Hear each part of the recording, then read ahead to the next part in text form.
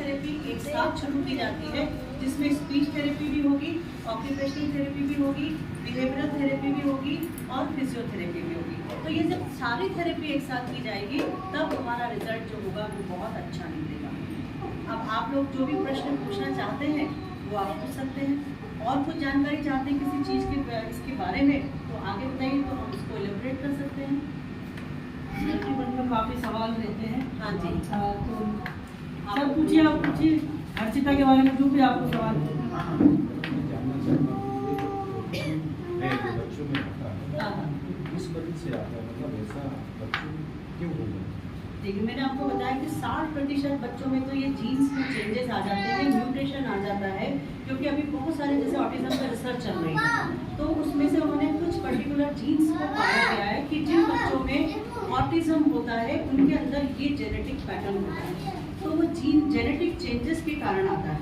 और 40% के अंदर वो इन्वायरमेंट से रिलेटेड होता है, और इन्वायरमेंट में जैसे पेस्टिसाइड का उपयोग करना, मैंने आपको बताया पेस्टिसाइड हम जो छिड़कते ना ये, तो उसमें पेस्टिसाइड भी तो उसके अंदर होता है, कारण होता है। बहुत सारे इन्वायरमेंटल फैक्टर्स होते हैं, पेरेंटिंग फैक्टर्स होता है, मोबाइल फैक्टर होता है, तो उसके अंदर बहुत सारे 40% के अंदर दूसरे कॉजेज आते हैं। ये कॉम्प्लेक्स डिसीज है, एक सिंगल कारण से नहीं होती है, इसमें बहुत सारे कारणों का मिश्रण होता है जिसकी वजह से ऑटिज्म हो रहा है। फिर आप बोलोगे कि क्यों इंसिडेंस बढ़ रहा है, पहले 500 में एक को होता था और अब 100 में से एक को होता है, 68 में से एक को होता है।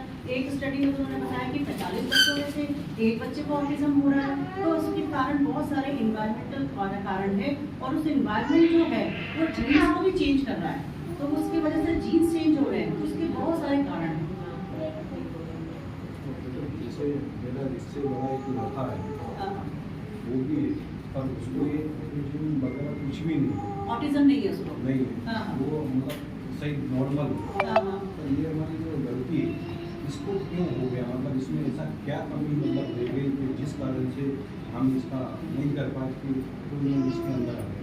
अच्छा, वो जीन्स के लिए देखिए, इसके लिए फिर अपने को जेनेटिक स्टडी करनी पड़ेगी, है ना। जेनेटिक स्टडी करके अपन बता सकते हैं, और बाकी पूरा अपन कंप्लीट एग्जामिनेशन करके बता सकते हैं कि क्या कोई और रिस्क फैक्टर थे क्या इस बच्चे के अंदर, जैसे कि समय से पहले होना, ऐसा था समय से पहले होने वाले बच्चों को ऑटिज्म के चांसेस ज़्यादा होते हैं, और भी कारण हो सकते हैं। तो उसके लिए अपने को डिटेल इन्वेस्टिगेशन करा के ही अपन पिन पॉइंट कर सकते हैं कि किस बच्चे को इसकी वजह से ऑटिज्म है। तो ये कहना बिना जेनेटिक स्टडी के मैं जैसे आपने बोला कि ये समय से मतलब पहले हो जाना, हाँ पर ऐसा इसके साथ नहीं। ठीक है, ये एक कारण है, वन ऑफ द रीजन है, it is not the only reason. नहीं, ये सिर्फ यही कारण नहीं है, ये एक फैक्टर है जो कि इनके चांसेस को बढ़ाता है, ठीक है। पर इसी कारण होता है, या जो समय से पहले बच्चे सारे पैदा होते हैं उन सबको ऑटिज्म होता है, ऐसा इसको हम कैसे मतलब कर सकते हैं, जैसे आई कांटेक्ट भी नहीं करते, मतलब हाँ। आपने कौन सी एज उम्र में इसको पहचाना किसको ऑटिज्म है?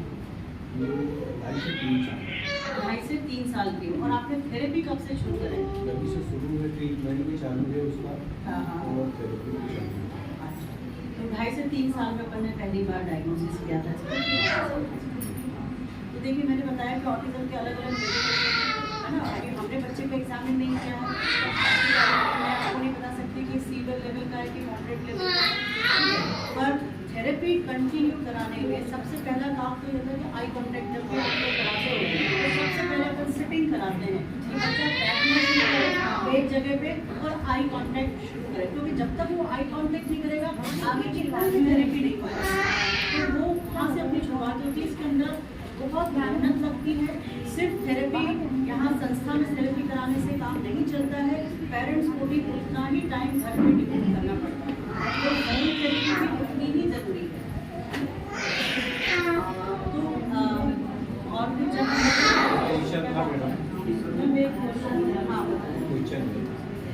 ये सारी चीज़ें तो हम कर रहे हैं यहाँ पर, सहयोग भी मेहनत करते हैं, लोग भी कर रहे हैं,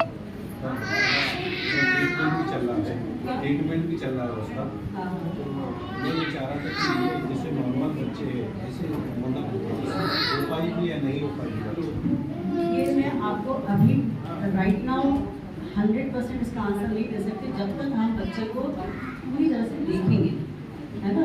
आपको ऐसा लगता है तो आप एक बार मेडिकल कॉलेज में लेकर आइए, उसके सारे पेपर्स लेके आइए, ठीक है। सारे जो अभी तक आपने जांचें कराई है वो लेकर आइए, ठीक है। उसको हम पूरा एनालाइज करेंगे, तब हम आपको सेटिस्फैक्ट्री आंसर दे पाऊंगी। खाली कहने के लिए मैं कह दूँ कि बच्ची नॉर्मल हो जाएगी तो वो गलत होगा, है ना। तो हमको पहले उस बच्चे को एनालाइज करके आपको हम सही तरीके से मैं बता पाऊंगी कि इस बच्चे में कितना परसेंट और किस लेवल की थेरेपी चल रही है और कितना परसेंट उसका लाभ आ सकता है। मैडम मैं 2 बार दिखाया आया मेडिकल कॉलेज में, हाँ जी। और यहाँ से मुझे कुछ ऐसा वो नहीं आश्वासन नहीं मिला। हाँ। और इसका एम्स में भोपाल में चल रहा, ठीक है, तो तो वहाँ पे आप जा रहे हैं रेगुलर? उसका मतलब टैबलेट वगैरह भी कंटिन्यू चल रही है। ठीक है, तो आप एक बार इसके पेपर्स लेकर आइए, एक बार मेरे पास लेकर आइए सोमवार।